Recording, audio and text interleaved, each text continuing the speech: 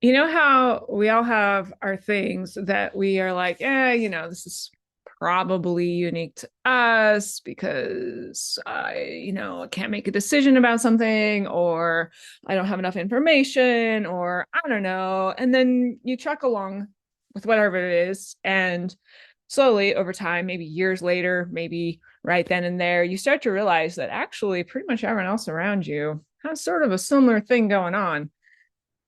That to me is my observation around graduate school or grad school. So, people go to grad school all the time, but it's startlingly common to go to grad school without much of a conception of what is grad school. Grad school is graduate school shortened, but that doesn't actually tell you anything. So, today's the episode where I'm going to walk us all through from my perspective. And again, I'm just one person of many people out there who've gone to grad school, of what grad school is like. What are some of the commonalities? Grad school is very unique to each person, but there are common themes across grad school for most people. We're also going to hit on, how do you decide where to apply, some tips for applying, what happens when you get a response, and so forth. So, big episode. I'm glad you're here. If you've been to grad school and you're like, Anna, I'm good. I don't need this episode. No worries. Hit next or wait until next week if you're listening to this as it comes out. But for the rest of us, I'm excited to dig in with you because I think it's actually almost ridiculous that most schools don't have just some sort of set, programming, whatever it would look like for, hey, undergraduate student, are you interested in going to grad school? Same for people who have been out of school for a while and are realizing or thinking about, for whatever reason, their job, their circumstances. You know what? I'd like to go back to school. I'd like to go to graduate school. I have this vague conception of what it is, but I don't really understand what it is. So, welcome back to STEM Identity. As usual, I'm your host, Dr. Anna Hodshire. I've been to grad school, so I feel at least moderately qualified to talk about this topic. But of course, top advice is listen to this episode and talk to other people around you who have been to grad school. Maybe you have some friends currently in grad school, whatever that looks like, to get different perspectives, right? Gather real information from real people that you know and trust. Don't just go and sit on Reddit for 3 hours, because you're going to get every single opinion under the sun, from grad school is the best thing on earth to grad school is the biggest scam by the lizard people, whatever. I don't even know. I don't spend a lot of time on Reddit because it kind of freaks me out because of those reasons. So do talk to people you trust and love about grad school, because it is a very unique experience for everyone, and there are commonalities. And I also encourage you, if this is your first episode here or you've listened to a few in and out, the majority of interviews, not all, but the majority of interviews I've done so far are with people who have done some amount of grad school. And we usually talk about that at some level, right? So you can get a little bit of perspective. I've talked to some wonderful women who are international students. So if you're potentially going to be an international student, those are really great episodes for you to check out. I'll post links in the show notes for those. All my journal club episodes so far are with people who are in or have finished graduate school, and we talk about their journey a little bit as well. So those can give you some other insights and graduate experiences. But grad school.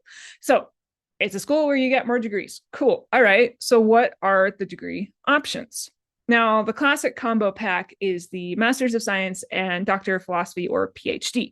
And I'm going to primarily use the American names for all of these degrees. I recently became aware that the Doctor of Philosophy is also sometimes abbreviated as the DPhil in some UK institutions like Oxford, but I'm just going to use the American names that are fairly universal. So that's a classic combo pack, right? That you've probably heard of, Master's and PhD. But there's also the ME, or Masters of Engineering, and the DEng, or Doctor of Engineering.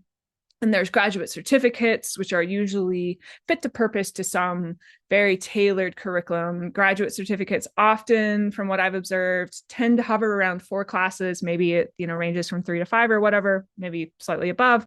But it's a set of classes intended to focus on one small core topic.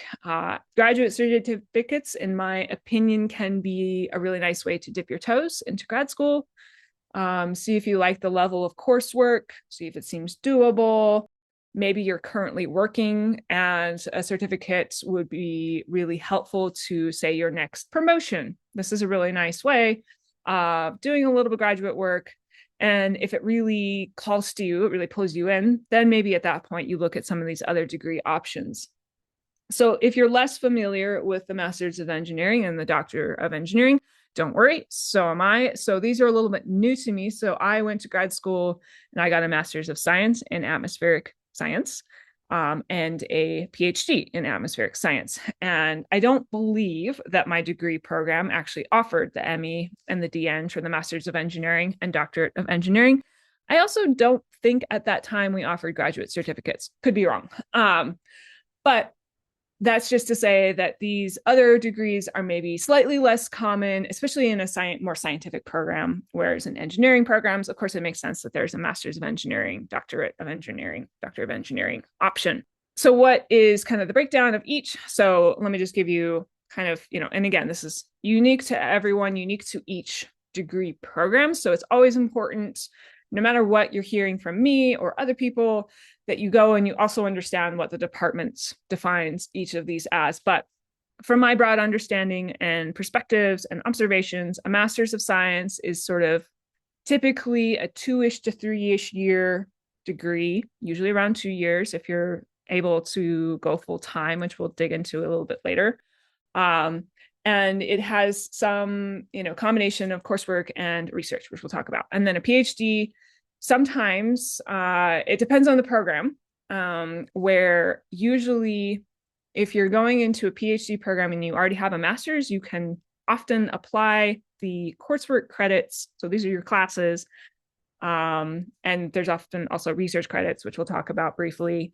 Sorry, there's a lot going on here. So bear with me. You might have to listen to this a couple times if this is your first time listening to hearing all this. But back to what I was saying. So your PhD, if you already have a master's, you can apply your master's credits to that PhD, which reduces the number of credit hours you need to get your PhD. A master's of engineering, and the PhD does have a research component to it. A master's of engineering tends to be a little more coursework based and usually only has some sort of like capstone project. So this is usually a shorter, more condensed work product. The Doctor of Engineering, this degree, pretty new to me, so I apologize that I won't do the most spectacular job of describing it, but this tends to be, from what I've observed, a degree where you're likely already working in industry and you want to do something very, very applied. So you are doing research, but it is fit to purpose, probably to the industry you're working with.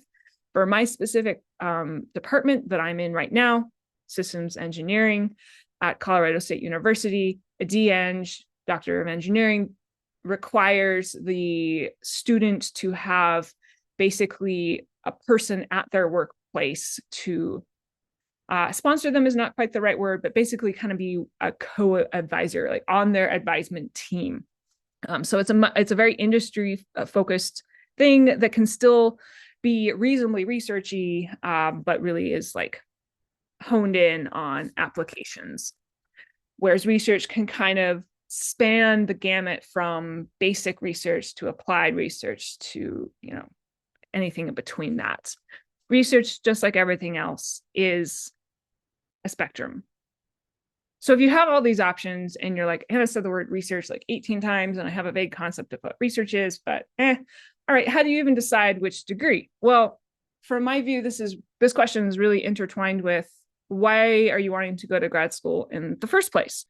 And this is a spot where I feel like there is a ton of really strongly put advice put out there that I do not like. I am a person who believes that bad advice probably has an absolute in it. Only, always, never. Those kind of things. Unless it's for health and safety, almost never. And see, I'm already struggling because I'm like, oh no, I'm going to put an absolute. Unless the advice is for health and safety, the advice is flexible. It's always a spectrum, and absolutes are garbage. That's my hot take for the day. So bad advice that I hear startlingly often for going to grad school is that you should only go to grad school if you have a driving passion for the research. That sounds like it works really great for certain types of people. And you might be that person. So if you're like, but Anna, I do have a driving passion for research. Fabulous. Good, good, good.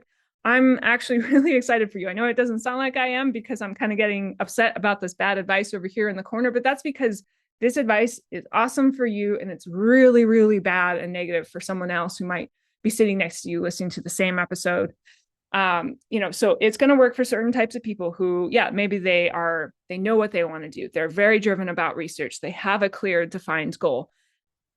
It also works really great for certain types of people who maybe already have, certain type of support structure or family structure in place, right? Where, they can just go and they can be a scientist or an engineer for, however many hours they want to a week, and things back home are just kind of taken care of by someone else at home. There are other great reasons to go to grad school. Why did I go to grad school? I know I've talked about this before, but very, very briefly, I finished undergrad and I was like, well, I don't really like the job options that I see in front of me. And I don't totally know what to do next, but I'm pretty good at school. And research is kind of this gray, fuzzy mystery to me that I don't even know what it is, but it sounds cool. So I had hints that grad school was maybe the right direction for me, and it really worked out. I'm so grateful that I went to grad school. I didn't have a clear vision. I didn't have a driving passion for a specific type of research. I was excited about air pollution, but I didn't wake up in the morning and go, today's the day I'm going to solve air pollution every day, right? It was just sort of like, air pollution seems like a bad thing for health, for literally everything out there, not just people, but my dogs, my cats, my plants, etc. Other reasons might be, the job market is really difficult for, perhaps you have your undergraduate degree, you're looking around and you are not finding jobs that really you can apply to. Maybe many of the jobs that you're interested in that have, say, the right pay range, the right level of responsibilities, maybe they're all calling for some sort of advanced degree. Maybe you're in the workforce right now and you're looking around and you're realizing, you know what, I can't actually advance until I have something else, whether that's a graduate certificate or a master's of some sort or a PhD. And these are all really great reasons to go to grad school, not just because you have some driving passion for the research. If and when you do, wonderful. If you don't, totally acceptable. There might be other factors. You might have family pressure that sort of expects you to go to grad school. And these things can be a lot more external and you have to work through them yourselves. This might be where, reaching out to professional help can be really helpful to navigate, what are you kind of being told externally versus what are you interested in internally. And that's your own journey that maybe you have the privilege to take right now and maybe you don't. And so if you don't have the privilege to take it and you're like, okay, I'm just going to go to grad school. All right, you know what? Let's lean in.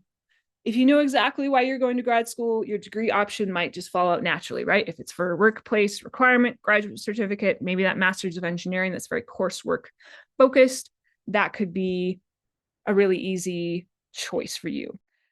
If there isn't such a clear path, you're not quite as sure as why you're going to grad school, then maybe, hey, are you interested in research? Well, a master's of science or PhD are potentially really strong options.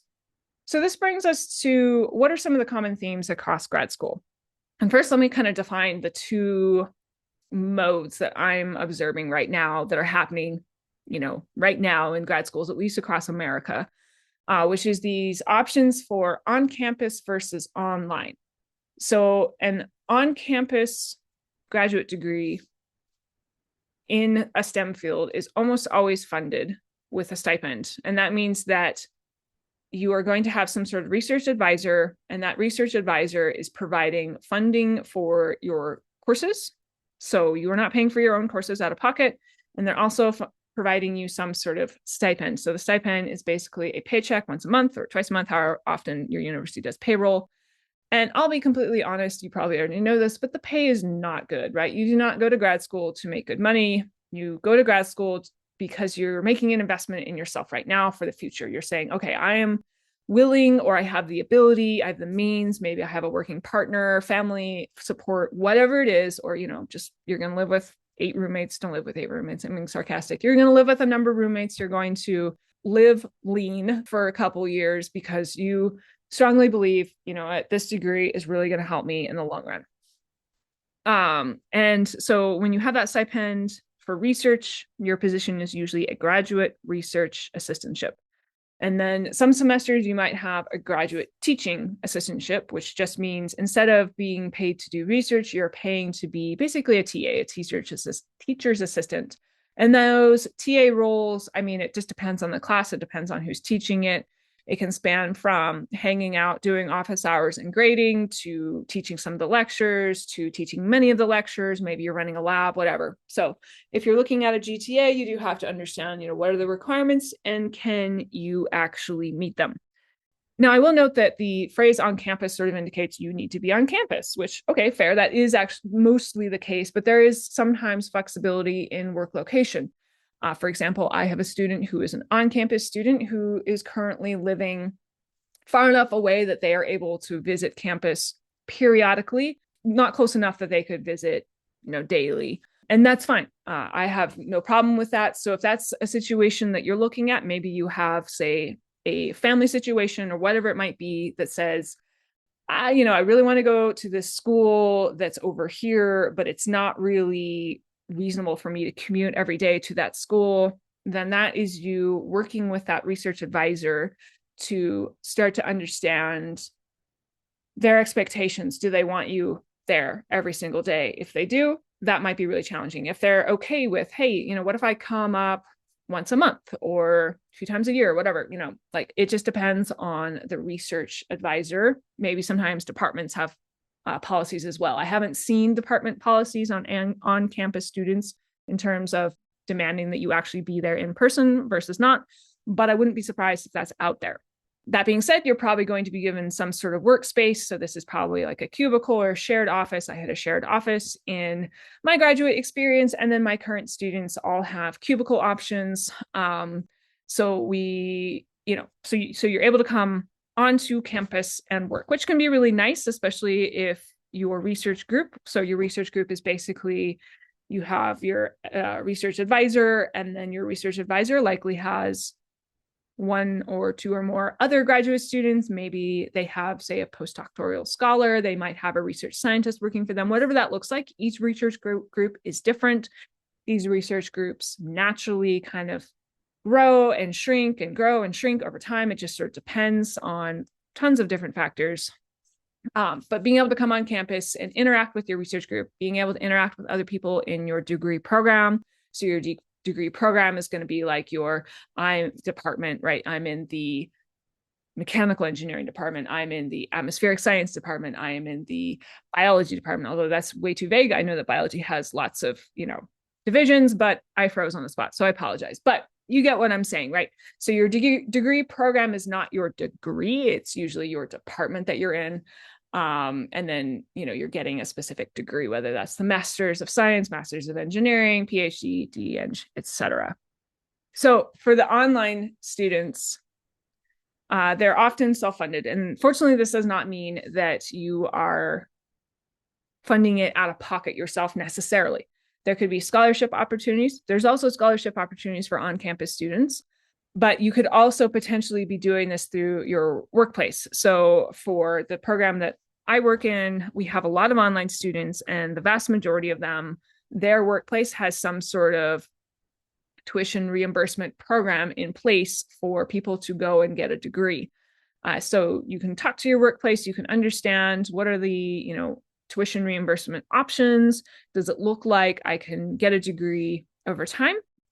Because you are probably working full to part-time, your graduate program might take a little longer, and that's expected, right? We don't worry too much as an advisor, right? If I look at an on-campus PhD student, I might have this expectation that they're going to take about 3 to 5 years, whereas my online student, it completely depends. It could take much more than 5 years, depending on their circumstances. Speaking of which, I know that I started to talk about the timing earlier and then I didn't finish that thought. So just briefly, so that master's degree usually takes around 2-ish years, and then the PhD usually takes an additional 3-ish years. But if you're starting and you're just going straight for your PhD, that usually takes around 5 years. Again, these are very, rough numbers. Some people can do it faster, some people do it slower. Don't stress about the particular time so much at this point if you're still kind of in this like, I'm thinking about it, but I'm not totally sure if I want to go to grad school or not, because the time is just going to depend on many factors up to you and some factors not up to you, unfortunately. And as a note, some programs kind of allow you to start with the master's and then decide if you want to go onto the PhD, and then you just apply all those credits over to the PhD. So I did that. I started, my program actually required everyone to get a master's. So I got my master's, and it was actually a really nice pausing point to decide, do I want to continue to go on to the PhD? And I did decide yes, but it was really nice to have that set metric and accomplishment kind of in the middle of this long, difficult program to say, hey, okay, I got a master's, cool. No matter what else happens, I have a master's. Going back to common themes across grad school, thank you for bearing with me on hopping around a little bit here. Another thing that you're going to do no matter what is classes, right? This is going to feel the most like your undergraduate experience, most likely. Most degree programs offer some set of quote unquote core classes, and then they have a bunch of electives, right? Very similar to undergrad. You'll have some set number of required credit hours, and depending on your degree that you're getting, then you are either taking lots of classes or you are taking slightly fewer classes and spending a little bit more time on research. So this is where that research credits things come in. So these research credits, they're usually called either thesis credits for the master's or dissertation credits for the PhD. You don't need to memorize all this. This is like way more detailed than you need to know. Just be kind of aware that it's out there. But the research credits are just you saying, okay, I'm actually going to be spending a little bit more time on research this semester versus classes. And there's a very fuzzy split between classes and research if you are in a master's of science or PhD that requires some sort of amount of research.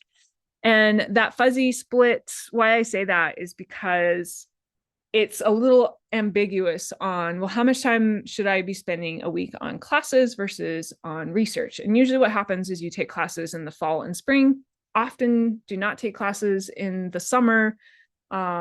And that kind of, indicates that you should be doing just research over the summer. That's what I did. That's what I encourage many of my students to do, with some exceptions. There's always exceptions, right, to that rule. There are really no rules here, but I think it is really helpful to find advisors who have flexibility if that is good for you, or very clear guidelines if that is good for you. So flexibility looks like your advisor understands that some weeks, you're taking 2 classes and, there's like midterms at the same time and it's huge projects, and you are spending so much time on your class that you got almost nothing done in your research. And that advisor is going to be like, okay, no problem. If that is not great for you, if you need more structure, then maybe you want to either set for yourself or look for the advisor who sort of demands a steady amount of research output. That's not me. That would not work for me at all. I would really suffer under that system, but I know that that does actually work quite well for plenty of people. So don't stress it. Either you set your own boundaries around your work, or you look for someone who's going to kind of enforce those boundaries. Our kind of general guidelines for my own research group, this could change over time, so don't quote me. I'm just throwing these numbers out there so you have even a ballpark idea, is that we, these GRAs, graduate research assistantships, are kind of paid to this half-time metric. So the expectation is that you're putting about half of your time on research and about half of your time on your classes. So if you're doing a 40-hour work week, then that's 20 hours for each of those components. Something that's not talked about as much, but I really want to reassure you is very, very common, is to go to grad school in something other than your undergraduate training, especially if your program is a little more niche. Maybe the school that you went to for undergraduate didn't have what you're going to for grad school. My school in undergrad did not have atmospheric science as an option. That's actually pretty common. And that's where those core classes are really nice. where you just go and you all are sort of you're learning a common set of things. So I did have people in my graduate program who did come from like a meteorology undergraduate degree. So they were cruising through some of the classes. Synoptic meteorology kicked my butt so hard. Shout out to the TA for that class, Peter Marinescu, for just being so patient and kind for me. Because I would show up every single office hour at the very beginning and stay to the very end and just be perplexed the whole time. I don't know why that class was so hard for me, but it was. I found that the classes were not necessarily much harder, quote unquote, or different than an undergraduate course. Again, my undergraduate courses were in physics and math. So they were already, fairly challenging for me, not necessarily a natural area that I excel at necessarily for all of those courses. And same thing for grad school. It didn't feel that much different. Each class was structured differently, just as undergrad. Some classes were very traditional, like we're going to have the occasional quiz, we're going to have a midterm, we're going to have a final exam. This is all written, whatever. Some classes maybe are a little more project-based, but again, didn't really feel like any sort of surprise based on my undergraduate experience. I mentioned several times you'll likely have some sort of advisor. Now, I will admit I'm less familiar with this Masters of Engineering and DEng type degrees. I know for the DEng, you will have an academic advisor. I believe you do for the Masters of Engineering as well, but definitely for the Masters of Science and PhD.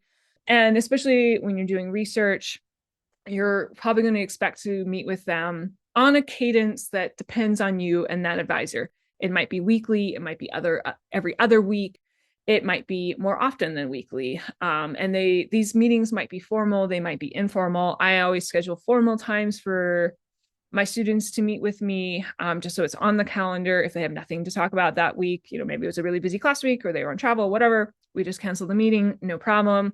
And then I make myself available for questions in between that time if they have any. I've said the word research over and over and over again. I also hinted at that the Masters of Engineering still has some sort of project. But what is research? I mean, this is a sprawling topic. I could do a whole episode on itself. And there's so many flavors. I think if we really overgeneralize, there's three kind of broad categories of research. There's laboratory work, there's field work, and there's computer work, right? Super broad. So for lab, right, this could be, say, your classic bench scientist. And what does that mean? You're in a lab and you're doing experiments. I think this is where, maybe the kind of quick stereotypes that pop into mind for if you think of scientist might show up the most often, right? Lab coat, goggles, pipetting stuff, etc. Field work could be anywhere, not at your computer, but not in a lab, right? So that's pretty broad. So, I mean, fieldwork indicates traditionally that you're outside somewhere. So maybe this is where you start to pop into mind, thoughts of wading through a field or a swamp, doing something with ecology, right? Those kinds of works. Totally valid, definitely happens. Lots of people do that kind of field work. Field work could also be, I am doing science within a building. It's just, not at my computer, right? So fieldwork doesn't have to mean outside. Computational computer work, right? This is pretty sprawling. There's lots of modeling and simulation.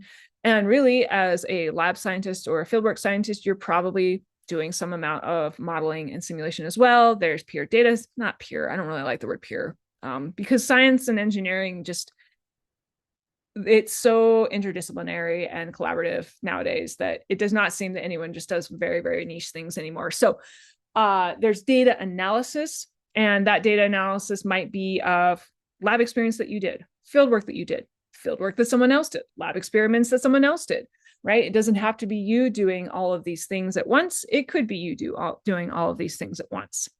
You also might be more of a social scientist where you're working with people. You're either conducting interviews or you're doing observation, perhaps of someone in the workforce or something. If you are in a degree that is more that project, so say Masters of Engineering, it can be any of these combo packs, but your project is usually pretty concise, a semester, a couple semesters worth, and it's probably going to be fairly well defined by your advisor. Whereas if you're doing research writ large for a Master's of Science or PhD, ideally you're doing research throughout your degree program. And I say ideally because sometimes there's master's programs that have flexibility. So our master's program has flexibility actually where we have a master's of science, but there's more options on top of that. So the master's of science in our program has a track A and a track B. And I'll admit, I'm going to forget which is which, but one of those tracks is project and one of those tracks is thesis. So the project looks similar to the Master's of Engineering project, whereas the thesis is an actual research product. So another vocab lesson is that a Master's of Science, the work product usually is your thesis, and the PhD, the work product is your dissertation. We'll circle back to those in a couple minutes, but just to get those definitions out there. So if you're in some sort of program that gives you flexibility, you can decide later on to switch to research, but this can be tricky. So I'm having this exact circumstance with one of my students who decided to switch from a project-based master's to a thesis-based master's. And it's going fine. It's just I can tell it's a little bit stressful for them because they're kind of having to hustle up and do research fairly quickly in order to get out what they need for their thesis. And what you need for a thesis or dissertation usually is some sort of peer-reviewed product. So the most common peer-reviewed product would be peer-reviewed journal article. So these are the things that are usually dense and hard to read and published in some sort of formal journal. So I know I've talked about this before, but the kind of classic top 3 journals that people are at least vaguely familiar with would be Nature and Science, and maybe a little less familiarity with PNAS or Proceedings of the National Academies of Science. There's thousands of journals out there that are not these 3. You can go to Google Scholar and you can type in anything you're interested in, and it will pop up related research articles to what you're interested in. You can also see the Journal Club episodes from STEMdentity. Those are always so far have been on peer-reviewed journal articles. Some programs allow other options to a peer-reviewed journal article, such as, say, patents. Our program is a little bit more flexible for our PhD students, but we do want to see peer review within the process. And if you are doing a peer-reviewed journal article, this does indeed mean that you have to do academic writing, which is a whole topic on its own that I'm not going to touch on today. I'm just going to throw it out there. Let's talk about it later.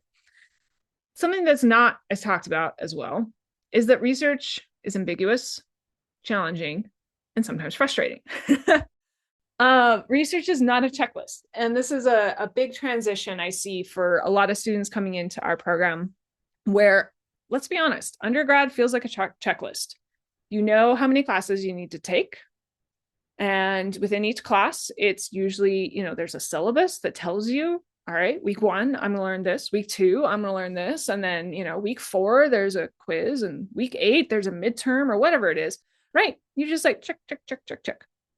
This is not research. It's not a class. It doesn't have clear midterms and grades. There's often not even a clear right answer in research. There is just I have done a set of, observations, experiments, or I have taken these pre-existing observations and experiments, and I am now attempting to make some meaning out of what these observations and experiments are to learn something about the area of work that I am in. And this is difficult. I think this is maybe the biggest sort of like fuzzy question mark around grad school, where grad school is like half checklist and half confusion. The checklist is your courses. Again, they're not that different from undergraduate courses. Some of them are a little more rigorous, but I mean, like, you made it through undergrad, you can make it through grad school courses. I'm not stressed. You shouldn't be stressed. But research is just like, it can be anything. Some people are really good at that ambiguity and they're excited and it can really get great things going for them right away. And other people, it takes longer to feel comfortable in that gray zone and that ambiguity. You're starting to have to learn how to balance frustration and struggle with asking for help. And this is a really hard balance.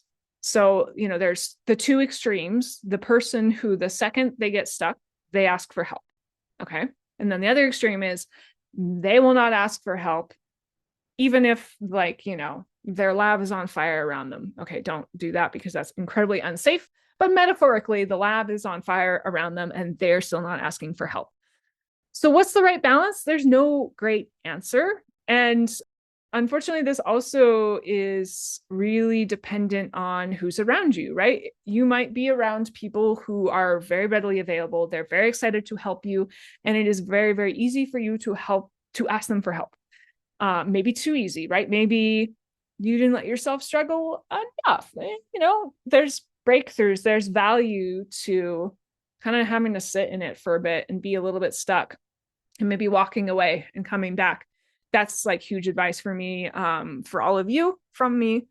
For when you're stuck, is do you have the opportunity to walk away? And sometimes the answer is no, right? If you are on a field campaign and you've got 2 weeks to do stuff and the instrument is broken and it is in front of you, maybe you can walk away for 10 minutes, but you cannot walk away probably for a day, right? And also you should be asking for help in those situations if there's anyone else who can help you.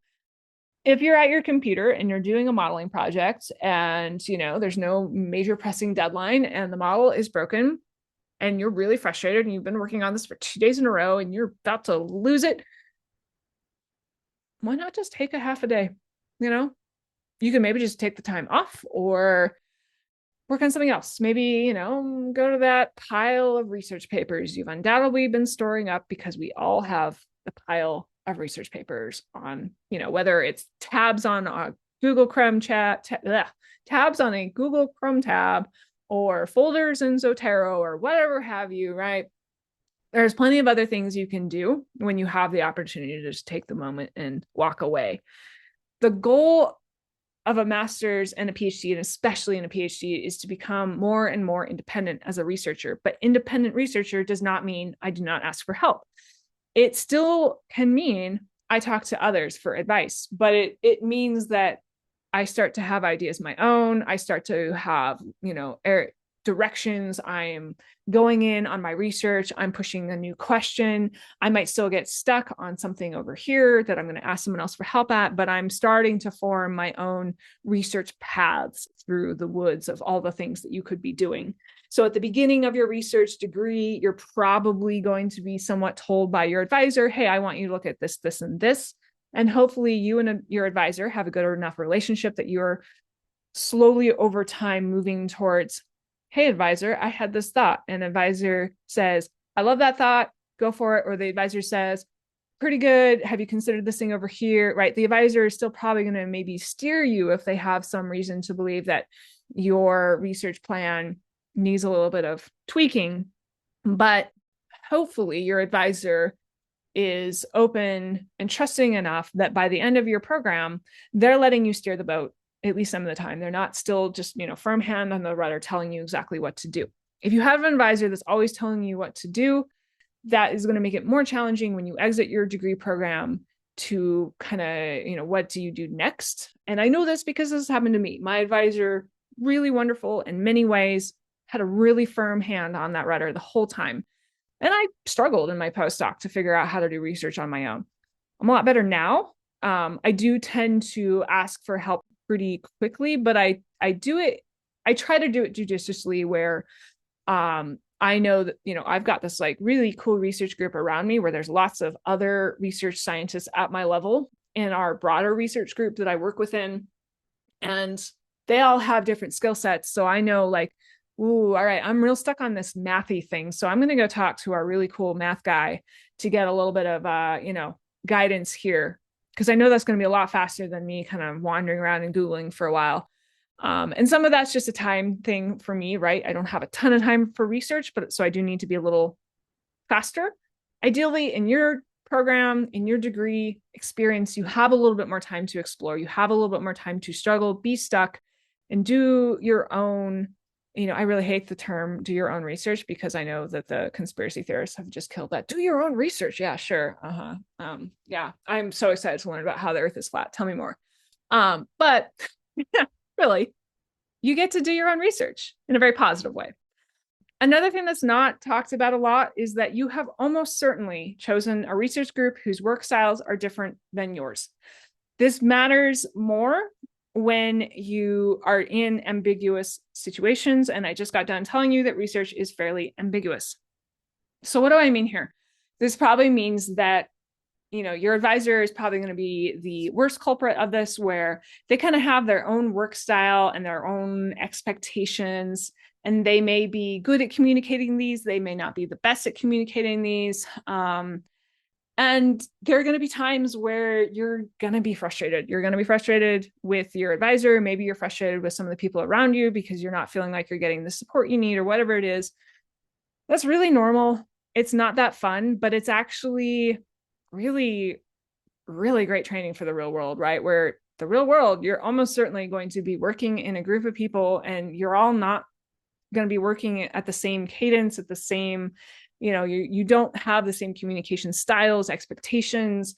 You will not have the same level of comfort in asking for help or, not asking for help. Maybe there's going to be some people who you're like, stop asking me for help all the time, do it yourself, right? Like all of these little challenges that you will have to learn how to navigate over time.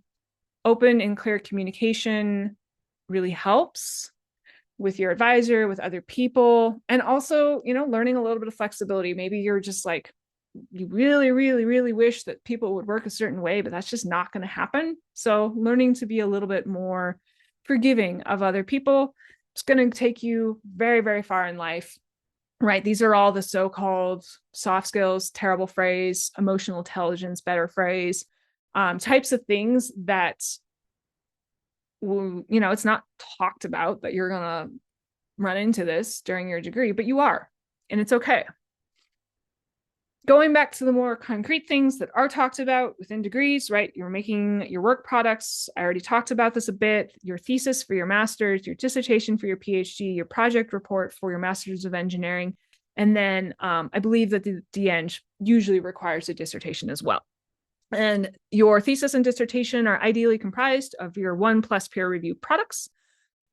To make this a really smooth and great process, if you can be working on these early and continually, that's going to go the best. What do I mean by that? Well, when I started my master's degree, from day one, I was working on the research that was going to be my master's research. Over time, I wrote a peer-reviewed paper, and by the time we had set my defense date for my master's, I had already submitted my paper to a journal. Can't remember if it had been published at that point. Doesn't totally matter, but I was able to literally just copy and paste the submitted journal article into my thesis, slap on a new intro and outro, and call it good. Same thing for the dissertation, where I had 3 or so papers that I just all pulled in together into my dissertation, copy and paste, new intro, new outro, some connecting bits, call it good. Most programs are going to have small requirements around your thesis or your dissertation or your project report that are not within a peer-reviewed product, and you just have to pay attention to those and follow the rules and expect to spend some time. Honestly, some of the most annoying things about my dissertation was that I had published in different journals, which meant that each journal article had different citation styles, and the dissertation needed to have one citation style. So it was a somewhat dull weekend of putting, some sort of super trashy TV on, sitting there and fixing a bunch of citations. Not thrilling work, but you know what? Sometimes you gotta just do it. Going back to less commonly talked about themes, you might be going from being top of your class to being in a group of people where basically everyone was in top of your class. So who's the top, right? Like it's a kind of, it can be, some people are totally good with this. Some people are a little uncomfortable with this. It can be an uncomfortable transition from, yeah, I am always, the person asking the questions, the person at the front of the classroom, the person doing this. This might not sound like you in undergrad. If it doesn't, no problem. I'm just saying a lot of these people are going to grad school right now and always have been.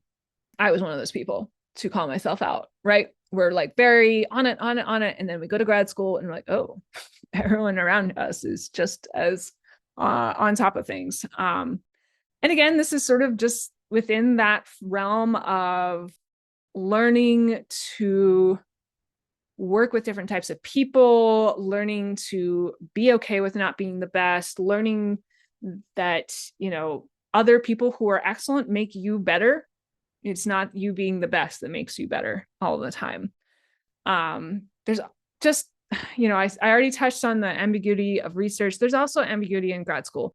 Unfortunately, especially for on-campus students, there are clear course requirements almost always, but then everything else tends to be a little more fuzzy, right? I'm getting a PhD. How many papers do I need? Some research groups will tell you, I expect 2 first author papers. All right, cool. That's very clear. Some research groups will be like, well, I want 2 peer-reviewed products. Well, okay, does a co-author paper count? In other words, a paper that someone else was first author on, but I'm, maybe second author or third author on. Does that count?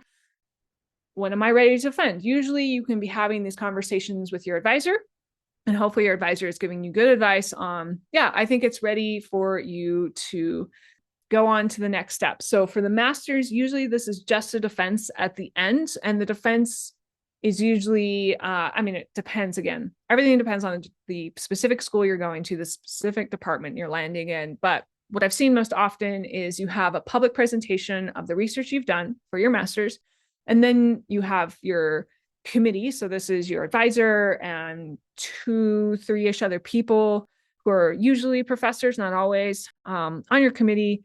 And then, everyone leaves the public presentation and you and your committee sit down and your committee asks you some further questions and then they decide pass or fail. It's actually pretty similar for the PhD usually, but the PhD usually has a couple other things to do in the middle. It really depends on the program. This could be some sort of preliminary defense. This could be qualifying exams, all these things. You just have to kind of understand, what does the department require of me? Bafflingly, here we are in 2026, and it seems that many departments still have fuzzy to no guidelines around what feels like should be considered universal basics, such as time off and pay raises. There tends to be, some departments have time off policies for their departments, but there tends to be no real policy other than you can take the holidays that the university gives. So, for America, this is going to be things like Christmas, New Year's, 4th of July, etc. And then it's really fuzzy on like, do you get other paid time off? We do have a sick leave policy. Hours are accrued at our department. I don't know if that's universal or not. Pay raises are pretty fuzzy, right? All of these things. So you kind of have to either be all right with that level of ambiguity or talk to your research advisor. What is the vacation policy? Understand it early and often. Don't just take a bunch of time off and then be surprised when your advisor is like, oh, you're taking a lot of time off there. That kind of leads to an uncomfortable situation sometimes. So try to understand in advance what the expectations are, because it's not written out, right? Colorado State University has a graduate school handbook. Nowhere in that handbook does it talk about time off. It's actually insane to me, but here we are. There is going to be, assistance and aid available to you. All of these departments they're usually termed graduate advisors. Our department has an on-campus graduate advisor and an off-campus graduate or online graduate advisor, just because we have such a large graduate population on the online side. Sometimes they might be your first point of contact. You usually have access to, the general university aid if you're on campus, right? You can access the gym and stuff like that for free. And let me just remind you that usually most universities have some sort of mental health resource available as well. And I point that out because grad school might be one of the first times that you really start to struggle in some aspects. And I'm super excited. I have some episodes coming out on this, in particular with my former advisor, Dr. Jeff Pierce, coming out next month around mental health. It tends to be a little more focused on mental health in more kind of the forever job or the job after grad school, but it applies really well to grad school as well. Because as you noted, I said that there's a lot of times where there's ambiguity, right? There's ambiguity in research, there's ambiguity in how to deal with all of the people and personalities around you. And maybe you and your advisor are clashing, or you and your workmates are clashing, or whatever it is, right? There's a lot of reasons for your mental health to start to struggle, even if you were doing pretty all right until now. And in my experience, in my observations, in my very opinion-based, now is the right time for you to start your mental health journey. Not tomorrow, not next month, not in a couple years when you start feeling really crappy. Right now. What can you do right now to help your mental health? Maybe you already have a really awesome mental health routine. Awesome. Think to, okay, when was the last time something kind of big and not great happened? Did you feel really resilient, or did your mental health routine go out the window, right? What is it that you need to start building that resilience to shocks? Because no matter what, there's going to be something that happens in grad school. It could be personal, it could be school, it could be your funding gets pulled out from underneath you and you need to transition to another project or whatever. How resilient can you be when that comes along so that you can ride those waves and you can be all right, or you're going to be really, really miserable for a while? I've been really, really miserable in my life. And I'm so grateful that I've done enough work that, I've had some waves just this week that I didn't expect. And I'm like, all right, it didn't feel great, but I'm all right. I'm here. I'm recording. I'm enthusiastic. So right now is the right time for you to start building that, or continue building that resiliency to all of the things that are going to happen, right? You're going to lose pets, family members, etc., right? All these things happen. What can you do to be really okay? You don't have to be okay in the moment, but over time, how do you get back? All right, that was a lot on grad school, but I did want to give a little bit of time on how do you decide where to apply and tips for applying. For deciding where to apply, again, maybe slightly unconventional advice, but I really encourage people to think about the dimensions you care about the most. And only you can answer this question. Do you care about the type of research you're doing, the school name, the specific advisor, where you're living? Are there other dimensions you really care about? Maybe the pay or the opportunities. For me, actually, my number one priority was where I was living. I grew up next to the Rocky Mountains, and I was gonna be very unhappy if I moved away from the Rocky Mountains. So therefore, my top two school choices were University of Utah in Salt Lake City and Colorado State University in Fort Collins. They're almost parallel to each other on the other sides of the Rocky Mountains. And then my second area that I cared about was the type of research I was doing. I was like, I want to do something in air pollution, but I wasn't too specific, right? So really think about what matters to you the most. If you can live anywhere, great. That really frees up to care about other things. I could not live in a big city. If I was going to go to University of Utah, I was probably going to end up commuting, which was going to be a little miserable. So I'm glad I didn't, right? Now, research really does matter. So what is the broad topic you're interested in, or what degree do you want your specialty in? What department, right? What do you want that to say? Do you want it to say atmospheric science? Do you want it to say evolutionary biology? Do you want it to say mechanical engineering? Is that what's most important to you, right? That's a dimension of care. I didn't really care what my degree was in. I was like, I don't know, I'm getting a master's. Cool, whatever. So the flip side of that, which is that it's totally legit to think about what broad topic area are you interested in, because you might find that your topic area or the person that you want to work with isn't in the degree area you thought. Now, I wanted to work in air pollution, and it turns out that air pollution advisors are kind of sprawled out across all sorts of departments. I ended up in an atmospheric science department, but at my university alone, there are air pollution experts in other departments, including but not limited to chemistry and mechanical engineering, right? And there's people in like epidemiology type departments. So for me, it was a lot more sensible for me to kind of focus on the topic area. Now, that being said, I was given advice to look at atmospheric science, and it happened that, air pollution falls within that. And I happened to stumble upon a really great atmospheric science program, but I didn't actually realize that I could have looked at these other departments for people who did who did air pollution type work. Now, you might be laser focused. You might know exactly what I want to work on, and that is super cool. That helps you narrow down where you want to go. And you might be really broad like me. You're like, air pollution, that's a huge topic. It might sound kind of niche, but it's pretty varied, really. Both have strengths, both have weaknesses. I see the people who are laser focused When they get to do what they want to do, it is awesome. It is a beautiful fit. They are happy. They are fulfilled. They're trucking along. They're not, I mean, this is generalities, right? Even if you're doing exactly what you know that you want to do, you're still going to have ups and downs. But overall, I see a high degree of satisfaction.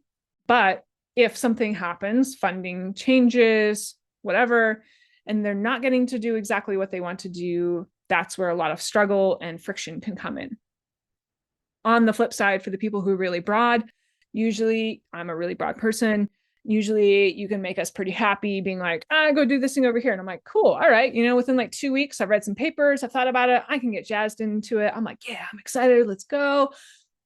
Flip side of that one is that sometimes the broadness means that I want to move on to something else before the thing in front of me is done. Right. So pros and cons, you are who you are. It's just better to understand that about yourself and to know, what is sort of the downside for you and how are you going to be resilient if the downside comes, right? How are you going to stay on topic when you're kind of bored and you want to go somewhere else? How are you going to stay engaged when you have to slightly pivot to something you weren't as excited about, etc. You can also think about what type of research appeals to you. We talked about this. The really broad categories being lab work, field work, computer-based stuff, super vague, right? But if you're like, I really, really don't like to go outside and I'm scared of pipettes, then computer is a great option for you. See, that's me. I like to go outside, but I like to do it on my terms. I don't want to be out there in like crazy conditions, sweltering, freezing, whatever. Not for me. I'm delicate little flower here. I like computer work, right? And these are all valid options, right? There's so much out there to do that there's no reason for you to force yourself to be do research in an area you don't really care that much about. So once you've started to narrow some of these things down, what are the dimensions you care about the most?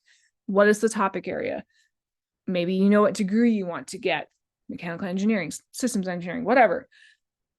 Then you can start researching universities and programs you're interested in. Try to identify a few advisors whose research you're excited about. So all of these, all departments have pages of their faculty. And then, at minimum, the faculty are all going to have some sort of bio. Some faculty have a website you can go poke around on. And then also in parallel, start to look at what the application requires. So your application is going to require usually something that's like your CV and like a personal statement, why do you want to go to grad school in atmospheric science and air pollution, right? That kind of thing. And your application may require you to identify an advisor or a number of advisors you're interested in working with. Other programs have more of an open entry where you start as maybe one of those graduate teaching assistantships and you rotate through labs to find the lab that you want to work with. Both have pros and cons. So, if you're more comfortable with one model or the other, that might help you narrow down which university, which program you want to go apply to. Sometimes there will be listings of open positions on a specific advisor's website. So you can maybe at that point even reach out, hey, dear Dr. So-and-so, I am blah, blah, blah. I noted that you have an open position. Can we talk about this kind of thing? But just because it's not listed doesn't mean it's not there. If you know that there's certain people you would really love to work with, you can start to follow them on LinkedIn, get connected with them on LinkedIn. I almost never deny a connection. Like, I'm just like, yeah, whatever. I have no idea who you are, but let's do it. And sometimes they might post graduate research assistantship postings there, but they might also post, say, like a postdoctoral researcher position posting. And that could be a hint that there could also be an opening for a GRA, graduate research assistantship. They're just not publicly posting about it. Another thing to consider is, do you have connections you can leverage? Recommendations and conversations are always helpful. So I met with a really great potential graduate student rather, a couple of weeks ago through a recommendation. And we talked, and I feel like I was able to give them good advice, but, more importantly, if that student decided in the future they wanted to work with me and they reached out to me, I would immediately be like, oh yeah, this person, I know them. I'm already a little bit more in your court because I've talked to you. Instead, what I get most often is some sort of cold email with a short description of interest and resume or CV attached. This isn't the worst way of going about things, and it's not particularly memorable. Especially more established professors might have, tons of these coming in. So it's a lot harder for us to get excited by, individual cold emails. Regardless of how you are reaching out, a big red flag for me is if I can tell that it's AI generated or AI aided. And I can see this pretty well usually. And it feels like off the most often flavor I get, it kind of feels like, okay, this person is clearly reaching out to 10, 20, 100, whatever it is, graduate programs across the country. So right then and there, I'm not special. The student doesn't care about me. They just care about getting into grad school somewhere, which is fair. That's really important that you get in somewhere. But I like to feel special. I'm a human being, right? And so then it's kind of weirdly, like it has clearly kind of randomly pulled from my research. A really easy way for me to tell is when it pulls from old research. So my current research portfolio that I have funding for, that I focus on, does not look like my graduate research at all. So when someone's like, I saw your paper in 2016 about, blah, blah, blah, I'm just like, no, I don't do anything about that right now. I might someday, but it's clear to me that you're just having AI kind of pull some stuff from my portfolio and you don't actually really know what I do.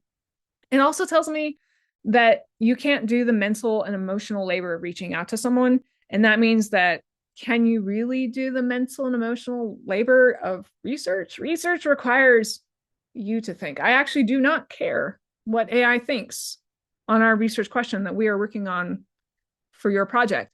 I care what you think. I do not care if AI knows how to politely email a new colleague. I care if you know how to politely email a new colleague, right? So these things are big red flags for me. So really avoid, if you want to make that personal connection, that strong, like, I am a human being who thinks for myself type of connection. Do try to leverage any connections you can. You can request in your reach out, maybe you are doing some cold emails, you can request some time to meet with the advisor. This, again, is hit or miss. It doesn't necessarily reflect that the advisor is a bad person if they decline your request to meet, online for 30 minutes or whatever. I do tend to say yes more often to those, but not always to those types of reach outs. I appreciate them. It at least says, like, I know that I'm going to get more out of understanding you, Anna, as a person, Dr. Hodshire as a person, by talking to you face to face. So it does go a little bit with me, but it doesn't always get the response you might want.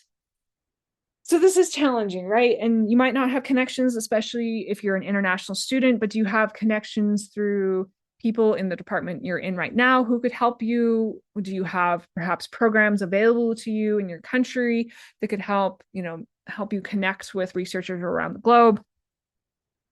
These are all hard things, and there's no one right way to do it. And again, this is where talking to other people, talking to people that have gone to grad school or are going to grad school, they might have other really nice advice for you. Now, what happens when you get a response? So potentially you have reached out to an advisor first and they might respond. And usually that's going to look like maybe like a quick 30-minute call. So be prepared with your questions, be prepared to talk about yourself and your interests. Alternatively, maybe you submitted a packet to a university, a department, and you said, I want to go to grad school for blah, blah, blah. And then you get some sort of response. When I got, so that's how I applied. I did not actually reach out to specific advisors. I reached out to programs and applied to their programs and identified advisors I would like to work with. And then I heard back by email from one of those advisors from both University of Utah and Colorado State University. And then we started the conversation. For on-campus students, it's not uncommon to have some sort of visit day. It doesn't always happen, but this visit day, either it is like everyone comes on the same day, so you're going to show up and there's going to be however many, 20 other or whatever it is, candidates who are interested in going to this school. And so the visit days are often paid for by the university, not always, but often. And that's the university saying, hey, you're an attractive candidate to us. We would like to court you to come to our program. And so in your visit day, you're going to have various meetings. The other option for the visit days, one, that group visit day. The other is more individual, like your advisor is going to bring you in for a full day of visits. Either way, you're going to meet with a number of people or a number of small groups. You're probably going to get a schedule in advance. So look through that schedule. do a little bit of looking out on who am I meeting and what kinds of questions can I ask. Am I meeting with my potential future advisor? What do I want to know from them? Am I meeting with other people in the group? What would I like to ask them about? That kind of thing. Showing up and being completely unprepared is challenging, right? It kind of sends a bit of a red flag of like, you're not that invested in this program. So come, be reasonably prepared. All right. Things are going well. Ultimately, you get some sort of offer, and maybe you get offers from multiple universities, and then you have to decide, right? What's the right fit? How much do I like the advisor that I might be working with? How much do I like the research group that I might be working with? How much do I like where I would be moving to? Am I moving to somewhere that's close by to an existing network, or am I moving somewhere that's really far away from existing network? All these questions matter. All these questions you need to think through. Ultimately, you're going to decide. And guess what? You're going to grad school. You're getting a degree. You're going to take some classes. Maybe you're going to do some research. It's going to be good no matter what. I promise you. You're going to sign some paperwork. You'll get a start date and you'll get going. So this was a very big episode. I meant to make it shorter, but you know what? This is a big topic, and I'll probably try to have some shorter episodes in the future that focus a little bit more on some of these subtopics that we hit on. But I'm going to wrap this with saying the best thing, in my opinion, when you go to grad school, it doesn't matter what degree you've chosen, master's, PhD, etc. Doesn't matter what school you've gone to. The best thing to do is to try to keep an open mind and observe what you're gravitating towards. So you are learning new skills, in a much less supervised environment, especially when you're doing research. If you're doing a research type thing, or if you're doing your final project, you're not having a checklist in front of you. You're not having someone constantly checking on you, hopefully. What are you liking to do? What don't you like to do? And these are all hints for your future, right? If you're kind of like, okay, well, I can code, and maybe you're a vibe coder and you've got AI open there next to you, just you and AI are having a conversation. That's really fun for you. Maybe you're a more classic coder. You're doing most of the work yourself and you're good at it, but you don't love it. That's a hint. You don't really want to do something that you're good at, but you don't love for the rest of your world. And this is maybe my last bit of things that are not talked about very openly, very often, but I think is really, really important, which is if something feels easy to you, it does not mean that it's not worthy of graduate work. I think most of us have some sort of Dickinsonian concepts. So by that, if you're not familiar, I'm talking about Charles Dickens and, Oliver Twist, please, can I have some more? These sort of like classic, grimy London scenes of slogging and grinding. So grad school, it's easy to think of it as this challenging slog and grind, and everything should be hard and challenging. It doesn't have to be that way. It is often that way, at least some of the time. You're going to be asked to do a bunch of new skills all at once. You're going to be asked to balance classes on new things. You're going to be asked to do this murky thing called research. You're going to have to present your research in verbal forms, talks, posters. I have two episodes actually, on how to give better talks. You're going to be asked to present your research in academic writing. I'm going to have episodes on that in the future because most academic writing is truly abysmal. One or more of those things is not going to come easy, and you're probably not going to like one or more of those things, and that is okay. But hopefully there's a couple things that you're like, oh, I like this. This comes pretty easy for me. And so just because it comes easy for you doesn't mean that everyone else is good at it. Doesn't mean that it's not worthy of graduate work. I heard a kind of a breakdown the other day that I really like, and it's zones of excellence versus zones of genius. So your zone of excellence can be all the things that you're good at. And so again, going back to that coding example, maybe you're like pretty good at coding, you enjoy the logic, but it just doesn't like completely light you up. But what lights you up is writing. You love academic writing. You are really good. You're clear, concise. You can communicate well. You don't use every 5-syllable word in your vocabulary. You use some short words because you can, and you know that it's an effective way to communicate. That's a hint for the future. There you go. That is your zone of genius. So your zone of genius is the things that you're very good at and you enjoy. You can flow in. It comes easy to you. And there should be there's probably some overlap in your zone of genius and your zone of excellence. But wouldn't it be really cool if by the time you got done with grad school and you went on to your next big thing, that you really understood those two zones for you, and that your next position really emphasizes your zones of genius and minimizes the things you don't love as much. And that just keeps growing and growing and growing. And one day you wake up and you're like, I can do things I really like to do all the time. And that's why this podcast exists. So this episode was very long.